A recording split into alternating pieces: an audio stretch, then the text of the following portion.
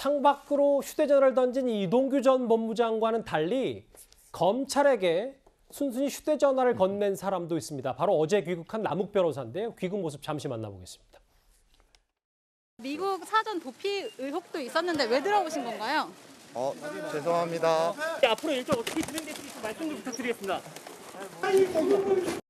그분이 누구야? 나쁜 놈아! 네가 변호사야 이놈아! 유동규 본부장 사장 되는 거 어떻게 미리 알고 계셨나요? 배당금 1,700억 받은 사실 이명지사 알고 있습니까? 그분에 대해서 한마디만 부탁드립니다. 범죄 누구야 이 개? 말씀 좀 부탁드릴게요. 그분이 누구야? 핸드폰. 범죄 누구야? 이놈아! 예, 그런데 일각에서는 자칫 구속이 될 수도 있는데 남욱 변호사가 돌연 귀국한 이유에 대해서도 뒷말이 많습니다. 진중권 전 교수 이런 해석을 내놨습니다. 뭔가 입이 맞춰졌기 때문에 지금 귀국하는 게 아닌가. 분이 귀국하지 않고 버티면 사실 우리가 데려오기가 굉장히 힘들잖아요. 거의 불가능한 걸로 알고 있는데 일단 귀국을 했다는 것 자체가 좀 이상한 측면이 좀 있어요. 이분이 와가지고 마지막 파주를 좀 맞춰줄 거라고 하는데 제가 볼 때는 그렇게 그 큰 게 나올 것 같지는 않습니다. 대충 제가 볼 때는 좀 입이 맞춰진 것 같아요. 예, 뭐 일각에서는 기획 입국설 얘기도 나오는데 본인 재산을 지키기 위해서 혹은 가족을 지키기 위해서 혹은 그분 명령에 따른 꼬리 자르기 아니냐. 서 변호사님은 이 남욱 변호사의 급거 귀국에 대해서 어떻게 평가를 하시겠습니까? 뭐 저는 이제 한 세 가지 이유가 있는데요. 예. 첫째는 이제 그 도망을 가면 본인이 책임을 강하게 지게 됩니다. 관련자들이 전부 도망간 사람한테 책임을 전가하거든요. 따라서 이제 그 본인이 어떤 독박, 소위 책임이 커지는 이걸 이렇게 막는 게 하나가 있고, 그다음에 두 번째는 본인이 이제 그 도주가 쉽지는 않습니다. 지금 이게 범죄인 인도도 있지만 여권이 무효가 되고, 그리고 이제 국내 건물 본인 처의 이름으로 건물도 있거든요. 이런 여러 가지 봤을 때 현실적으로 도피가 어렵다는 거. 이것도 저는 이유가 된다 보고. 근데 제가 가장 큰 이유는, 제가 가장 이게 들어올 수밖에 없었던 이유는 저는 이제 그 관련자들과 이미 검찰과 대충 이게 그 거래가 된 게 아닌가. 저는 이런 의심을 하고 있어요. 왜냐하면 이게 아무리 뭐 자기가 도피가 어렵고 또 책임을 뭐 많이 떠안는 걸 막고 이런 거 하더라도 들어왔을 때 만약에 중형이 예상돼 가지고 뭐 10년 이상 20년 산다. 이러면 이게 절대 들어올 수가 없거든요. 예.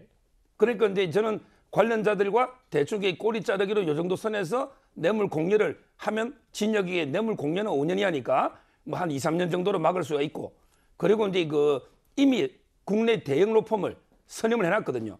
그렇다 보면 이게 검찰하고도 계속 조율합니다. 돌아오면 어느 정도 혐의의 어떤 정도 형량. 따라서 저는 이게 뇌물 공여 정도로 죄를 가볍게 하고 뭐 이런 식으로 플리바게닝을 하는 거죠. 이게 사실상 이루어지고 있는 행위거든요. 예. 이런 식으로 저는 검찰과 그다음에 관련자들도 서로 소송하다가 지금은 다 이게 소치하면서 말을 맞추고 있거든요. 이런 게 어느 정도 사전 작업이 끝났기 때문에 들어오지 뭐 다른 이유가 주된 건 아니다. 저는 개인적으로 그렇게 보고 있습니다. 근데 우리나라에는 뭐 아까 뭐 통상, 사실상이라는 표현도 쓰셨는데 우리나라에는 진술을 한다고 감형해주는 이런 건 없는 거잖아요. 아닙니다. 이게 수사에 협조한 사람은 구형도 줄이고, 저도 이게 그 외국 가서 범죄인하고 같이 비행기 타고 들어온 적이 있거든요. 예. 그때는 이게 검찰에 우리가 어떻게 출석 자수한다. 그러면 이게 대충 이야기를 하고 가는 경우도 있기 때문에 예. 저는 이미 사전에 로펌이 선임돼 있었단 말이에요. 그래서 그 상당히 나는 저는 뭐 검찰하고도 어느 정도 이야기는 되고 있었다. 이렇게 저는 봅니다. 예, 일단 뭐 서 변호사님의 주장이십니다. 예, 현 대변인님요. 저도 좀 얘기하고 싶은데요. 사실은 뭐 그럴 가능성이 있어요. 당연히 뭐 재산 문제도 있을 수 있고, 그리고 이분이 예전에도 구속된 적이 있습니다. 예. 그런데 이제 무죄 받은 적도 있죠. 그거보다는 제가 보기엔 뭐 재산 문제라든지 아니면 여러 가지 가능성이 있다고 보는데, 문제는 뭐냐면 이게 기본적으로 저는 아마 야당이라든지 언론에 대한 태도, 뭐가 그러냐면 정영학 녹취록도 마찬가지예요. 그분이 왜 녹취를 했겠습니까?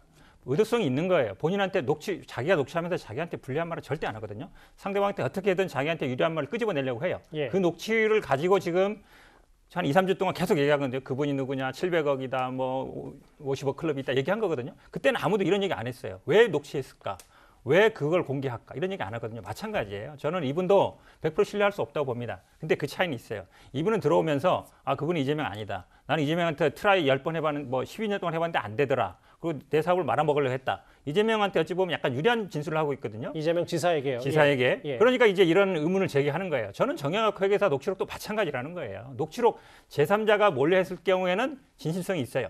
근데 누군가 통화를 해서 녹음할 때는 당연히 의도성이 있고 그거에 대해서 100% 신뢰할 수 없는 겁니다. 알겠습니다. 근데 그런 부분에 대해서는 제가 보기에 지금 핵심적인 사람은 남욱이나 정영학이나 김만배랑 똑같아요. 자기한테 유리만 얘기만 하고 있는 거거든요. 그럼 그중에 진실과 거짓은 다 섞여 있어요. 그러니까 골라 들러야 되는 것이지 저는 세 사람 말 다 100% 신뢰할 수 없다고 보고 있습니다. 예. 저희가 준비한 화면이 하나 있는데요. 과거 사실 대형 스캔들 당시에 사건 당시에 핵심 인물이 돌연 입국한 사례가 꽤 많습니다. 저희가 그 영상 모아봤습니다. 지금 신명한 말씀 해주시죠. 하시고 싶은 말씀 다 해주세요. 박근혜 대통령과 무슨 관계이십니까? 어떤 부분이 국민이 보고 있는데 한 말씀 하시죠. 이렇게 하면 아무 말도 안 할 겁니까? 청와 국민한테 한 말씀 해주십시오. 억울합니다. 결국 국민들한테 죄송합니다. 남욱 변호사도 이제 검찰의 강도 높은 수사를 받고 검찰도 구속영장 청구를 예정하고 있는데요. 예, 장혜수 평론가님 마무리 좀 해주실까요? 그런데 방금 현 변호사님 앞서 말씀하신 것 중에 뭐 정영학 회계사의 녹취록이나 남욱 변호사의 말이나 있는 그대로 전부 다 뭐 신뢰하기 힘들다. 다 본인에게 유리한 구도로 말을 한다고 말씀하셨는데 거기에 대해 동의합니다만 정영학 회계사가 자신에게 불리한 내용은 빼고 뭔가 유리한 내용을 이 녹취록에 나오는 김만배 씨나 유동규 전 본부장으로부터 얻어내려 했다 할지라도 그때는 이 대장동 게이트라는 사건 자체가 수면 위로 드러나기 전이었고요. 이 녹취가 됐을 때가. 그리고 아예 사실에 없는 말, 사실과 다른 말, 이를테면 그분이라는 단어나 700억 배당, 절반은 내 것이 아니지 않냐. 이 같은 말이 정말 100% 사실이 아니라면 이게 유리하고 불리하고를 떠나서 김만배 씨에서 입에서 나올 이유조차 없는 것이죠. 그에 비해서 귀국한 남욱 변호사 같은 경우는 이미 대장동 게이트가 수면 위로 떠오른 지 한참 지나서 미국에서 도피 생활을 이어가다가 충분히 말 맞추기나 증거인멸 등을 할 수 있는 시간적 여유가 주어진 뒤에 귀국해서 본인이 어떻게 하면 형량을 적게 받을까 궁리하면서 이야기를 하는 것이기 때문에 예. 정영학 회계사의 녹취록에 나오는 김만배 씨 등의 말과 지금 귀국한 남욱 변호사가 하는 말의 신빙성을 똑같이 동등하게 둘 다 신뢰하기 어렵다고 말하기는 시간적으로 보나 사건의 흐름으로 보나 조금의 무리 또 큰 차이가 있다고 생각을 합니다. 녹취하는 의도가 있는 거죠. 그러니까 녹취는 나중에 사건을 대비하기 위한 거예요. 그냥 순수하게 하는 게 아니거든요. 사실 예. 사건을 대비하는 거나 지금이나 다른 게 아니죠. 예. 입장 다 들어와 봤습니다. 알겠습니다. 이 소식은 여기서 정리하고요. 다음 주제 그러면 최근에 나온 여론조사 결과를 하나 만나보겠습니다.